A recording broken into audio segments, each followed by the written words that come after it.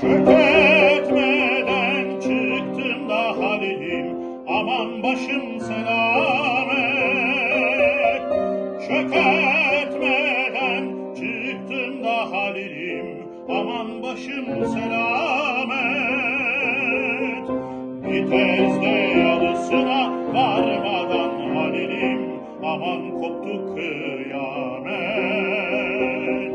Vitezde yalısına varmadan Halil'im, aman koptu kıyamet.